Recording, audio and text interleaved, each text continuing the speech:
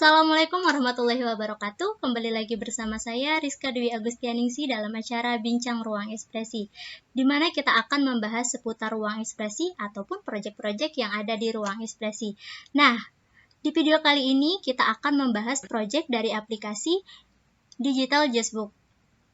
Di sini saya sudah terhubung dengan narasumber kita, yaitu leader dari aplikasi tersebut. Dia adalah Mas Aditya Bagus Rohmana Putra. Assalamualaikum Mas Adit, gimana nih kabarnya di sana? Long time no see ya, udah lama banget kita nggak ketemu 3 bulanan lebih. Gimana kabarnya di sana Mas? Ya, sebelumnya Waalaikumsalam warahmatullahi wabarakatuh ya. Ya, kabarnya alhamdulillah baik, masih sehat, sentosa, masih utuh seluruh badan, ya sehat jasmani tanpa batuk atau pilek sedikit pun ya. Ya alhamdulillah sih baik. Oke. Untuk ininya Mas, tempat atau lokasi daerahnya Mas Adit sendiri itu amankah? Untuk daerah saya sendiri, saya kan ada di Kulon Progo, Yogyakarta tepatnya, dan akhir-akhir ini sih Yogyakarta itu ada peningkatan. Apa ini maksudnya aman tuh? Aman dari apa dulu Mbak? Kalau aman dari Dari aman, apa ya? Ini loh, zona merah dari masa pandemi corona Mas. Oh, pandemi corona ya. Untuk Jogja sendiri tuh belakangan ini ada sedikit peningkatan ya. Jadi dapat dikatakan Jogja udah naik ke peringkat kuning ya. Masih belum terlalu signifikan sih, baru beberapa aja gitu. Ya masih stay di rumah sih, work from home gitu. Nah tapi untuk di ya Mbak, gitu Mbak. Di Kulon aman ya? Kulon sih sama aja sih Mbak kemarin. Tapi sekarang belum ada penambahan lagi, cuma baru minggu kemarin sih ada penambahan gitu. Tapi katanya udah ada yang sembuh sih. Semoga gitu. Di sana terlindungi ya Mas. Ya, amin amin ya rabbal alamin. Untuk Banyak sendiri daerahnya masih aman, Mbak? Di sini juga aman. Kita juga bisa beraktivitas seperti biasanya, tapi tetap dengan menjalankan protokol kesehatan, Mas. Ya, itu penting, Mbak. Harus Ya, stay itu safe and benar. stay healthy ya, Mas. Oke. Semuanya ya nonton untuk juga Sobat ya. RE pokoknya Jangan lupa jaga bener protokol banget. kesehatan. Harus kalau keluar rumah jangan lupa pakai masker, sama jangan lupa setelahnya cuci tangan dan kalau bisa membawa hand sanitizer, jangan lupa ya. Oh ya. Dan jangan lupa juga maskernya bukan masker wajah ya, tapi masker mulut ini. Nanti maskeran itu kan nanti malah diketahuan jadi glowing sama jadinya orang Mas. gitu ya. Selama masa pandemi jadi glowing. Iya. Saya makin buluk, Mbak ya. Aduh, Masnya jujur ya. Ya, bercanda. Iya, lanjut Mbak, lanjut Mbak. Selama masa pandemi ini Mas, kira-kira keseharian Mas Adit ini ngapain aja sih biar nggak ngerasa bosen di rumah aja? Itu ngapain aja Mas?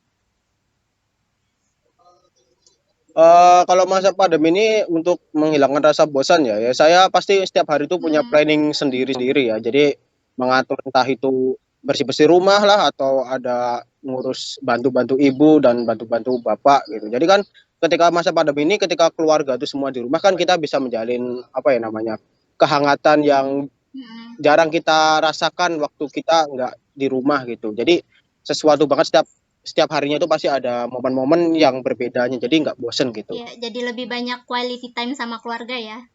Hikmah dari dibalik di rumah tepat aja sekali. Ini. Apalagi buat kita mahasiswa yang merantau jauh, jarang banget mungkin pulang dan punya waktu banyak kumpul sama keluarganya. Iya, tepat sekali. Curhat nih kayak mbaknya itu. Dan saya merasakan hikmahnya itu, bisa kumpul sama keluarga salah satunya. Nah, ngomong-ngomong nih ya Mas Adit ini ada di mana sih? Latar belakangnya tuh nature banget gitu ya?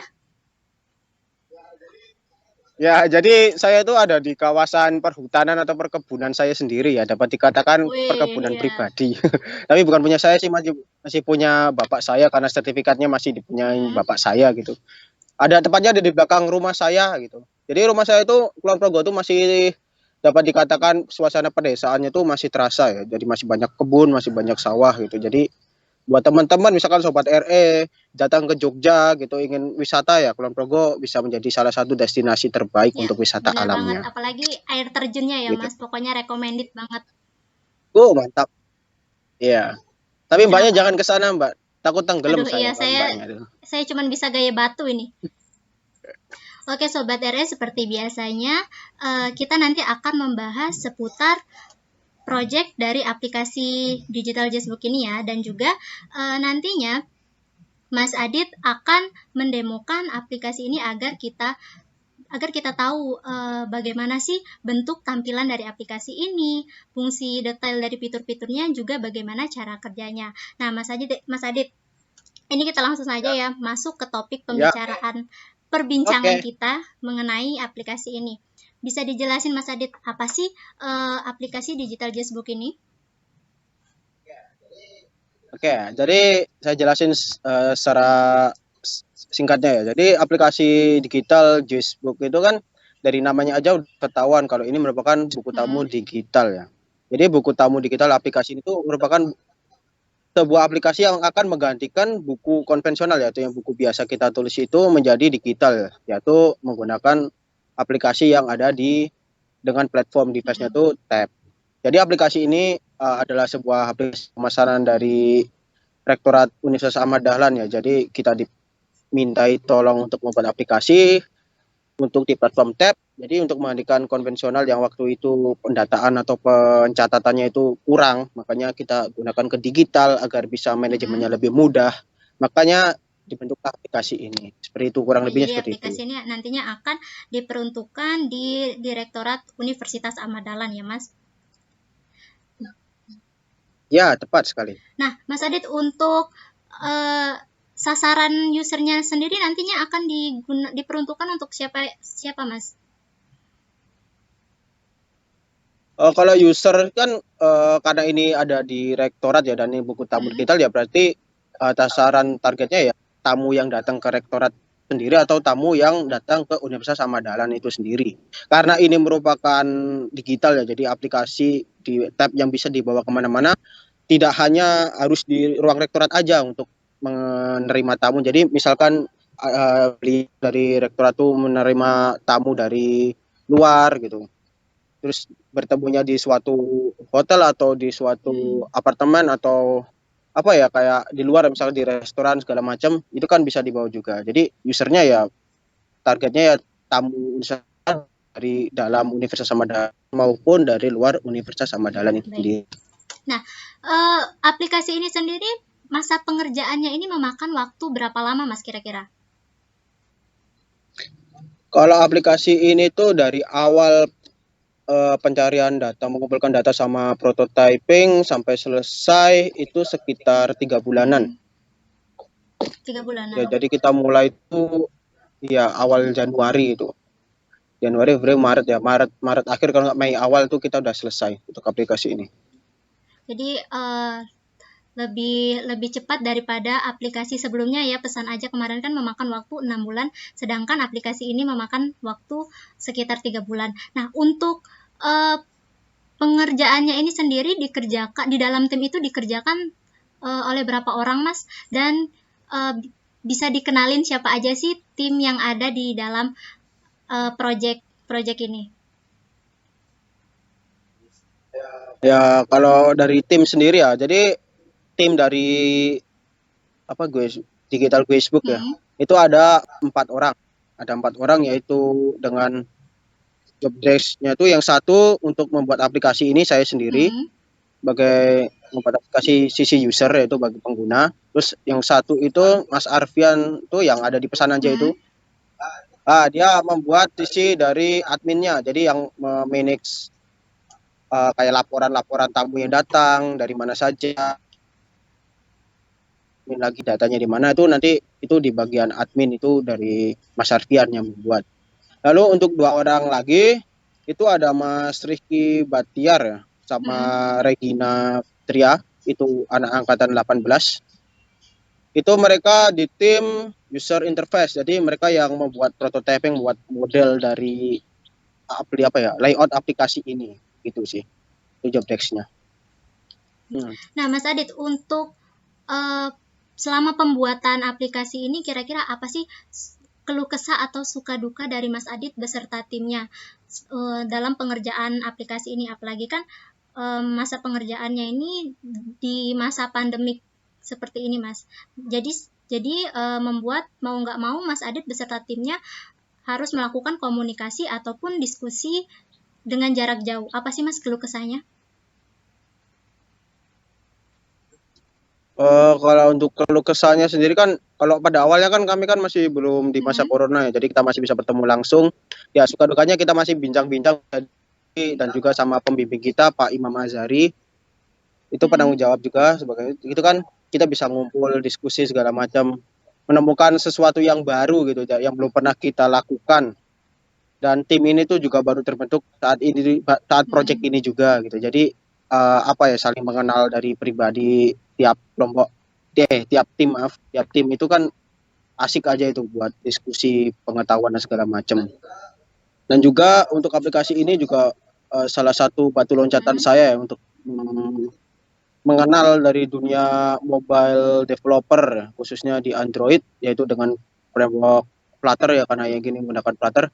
Ini merupakan sesuatu hal yang baru sehingga saya dapat menambah motivasi diri saya gitu untuk bisa lebih mendalami bidang ini gitu. Dan kalau dukanya sih, awal-awalnya kita kumpul itu susah karena kan beda angkatan ya, karena 17 sama 18 gitu. Jadi kan jadwal perkuliahan, karena itu masih perkuliahan juga sulit untuk dipertemukan harinya. Itu susahnya. Dan apalagi kita pas akhir penggarapannya, yaitu sekitar bulan Maret Maret ke Mei kan itu udah corona udah masuk ke Indonesia dan mulai kita belajar di rumah ya ataupun kerja Mm-mm. di rumah. Itu awalnya sering hilang itu di grup. Jadi seperti senyap gitu aja tanpa ada pembahasan apa-apa, karena memang belum terbiasa dengan keadaan kita yang di rumah gitu. Mungkin masih shock karena corona masuk kan, kita suatu Mm-mm. hal yang baru ya, ada virus masuk ke sampai seperti ini. Sehingga di awal masuknya itu sempat terhenti untuk pengerjaan atau diskusinya, tapi Mm. ada inisiatif juga dari saya sendiri, mulai apa ya, membagikan hasil dari perkembangan proyeknya, dan akhirnya juga terjadi terjadi diskusi yang akhirnya bisa menemukan titik akhir saat itu. Ya. Itu sih Rizkado. Oke, jadi seperti itu ya, suka duka yang Mas Adit dan timnya rasakan selama pengerjaan aplikasi ini. Walaupun sempat terjadi miskomunikasi, tapi alhamdulillah aplikasinya tetap tetap jadi dalam waktu 3 bulan. Seperti itu ya Mas Adit. Ya, betul sekali. Nah, jadi Sobat RS, seperti itulah penjelasan dari Mas Adit mengenai aplikasi Digital Justbook. Jadi kita sudah tahu apa itu aplikasi Digital Justbook. Mulai dari pengertian, masa pengerjaan, juga jumlah tim yang mengerjakannya. Jadi Mas Adit akan mendemokan aplikasi Digital Justbook ini. Oke, Mas Adit bisa langsung dijelaskan mengenai aplikasi ini, Mas. Oke, jadi saya akan menjelaskan aplikasi ya. Oke, jadi saya akan sedikit mendemokan tentang aplikasi Digital Guestbook ini ya. Jadi aplikasi Digital Guestbook ini tuh memiliki 3 tahapan penting ya kalau diringkas itu. Yang pertama tuh yaitu ada foto. Jadi foto ini tuh untuk menggantikan tanda tangan di buku tamu konvensional ataupun buku tamu yang pakai buku itu, yang merupakan untuk validasi atau dokumentasi seseorang pernah berkunjung di Universitas Ahmad Dahlan. Jadi untuk menandakan, oh orang ini pernah loh berkunjung ke Universitas Ahmad Dahlan, ada fotonya, ada buktinya gitu. Ada mengisi data diri seperti di buku tamu pada umumnya ya. Itu kan ada mengisi data diri, itu wajar, mungkin dari nama, asal instansi, misalkan dari luar Universitas Ahmad Dahlan itu ada mengisi asal instansi, nomor telepon atau email yang bisa dihubungi, seperti itu kurang lebihnya. Lalu yang ketiga itu ada ingin bertemu siapa sih gitu. Jadi lebih ke spesifik. Jadi ketika ada seseorang ingin dicari datanya, oh orang ini pernah ke Universitas Ahmad Dahlan bertemu dengan Bapak Rektor misalkan itu, Bapak Wakil Rektor atau Ibu Wakil Rektor seperti itu. Jadi itu sih secara ringkesannya untuk aplikasi ini. Oke, kita mulai perdemoannya. Ini awal ya, ini jadi selamat datang di Universitas Ahmad Dahlan. Landing page-nya lalu kita geser aja. Nah, di sini akan foto kita seperti yang saya bicarakan tadi. Karena saya fotonya ini landscape, aku pengen landscape aja. Oke. Ya, jadi ini yang foto tadi sebagai kurang cahaya, kurang cantik, itu bisa diulang. Ini ada tombol ulang. Kalau sudah, ini akan disimpan. Nah, ini merupakan mengisi data diri. Di isi data diri ini ada sebuah toggle, apa sih? Toggle. Nah, di sini saya Civitas UAD, jadi dibedakan pengisian antara dari tamu dari luar Universitas Ahmad Dahlan. Perbedaannya yaitu ketika saya Civitas Ahmad Dahlan ya. Jadi perbedaannya ada di kolom ketiga yang kalau di saya Civitas Ahmad Dahlan yang ditanyakan itu fakultas atau unit kerjanya. Kalau yang dari luar itu ditanyakan adalah instansi asalnya. Dari dalam ya, karena saya sendiri anak mahasiswa UAD dan namanya misalkan Aditya Bagus gitu. Misalkan email saya aditya@re.com. Fakultas kami itu dari Fakultas FAS.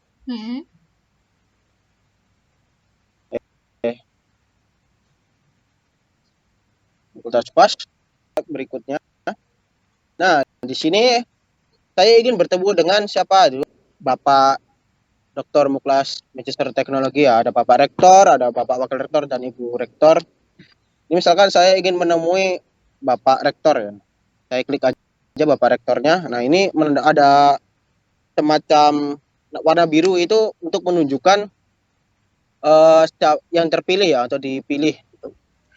Misalkan saya ingin bertemu dengan Bapak Rektor dengan Bapak Wakil Rektor, maka tinggal aja klik mana Bapak Wakil Rektor, misalkan saya ingin bertemu dengan Bapak Parjiman, klik aja duanya gini. Ini bisa, jadi bisa lebih dari satu orang untuk menemuinya. Lalu dengan kunjungannya apa? Misalkan saya kunjungannya ingin ya sangat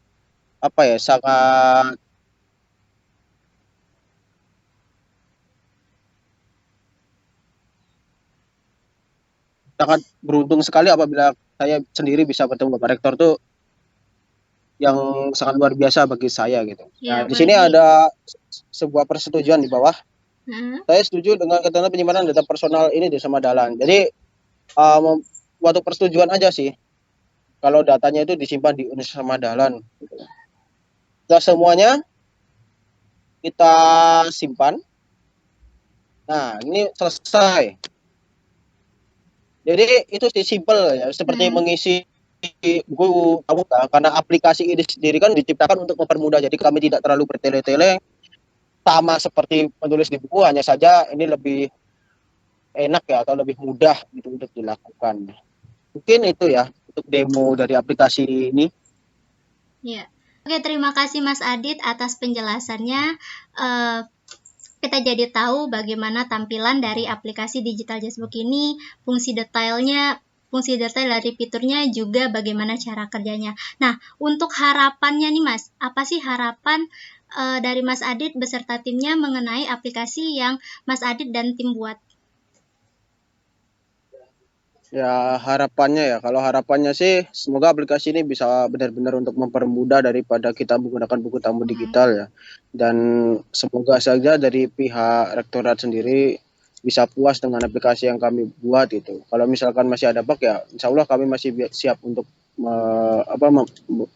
memperbaikinya gitu.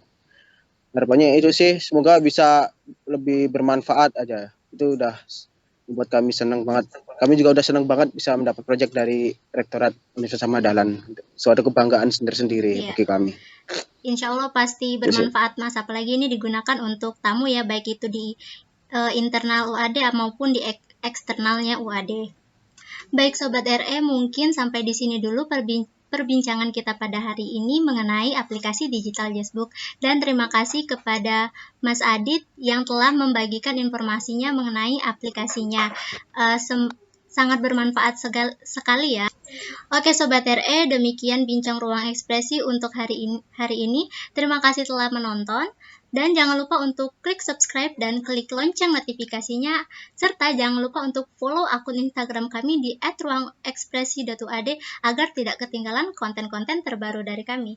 Sekian, Ruang Ekspresi, ruang untuk mewujudkan ide. Wassalamualaikum warahmatullahi wabarakatuh. Waalaikumsalam warahmatullahi wabarakatuh. Terima kasih, terima kasih.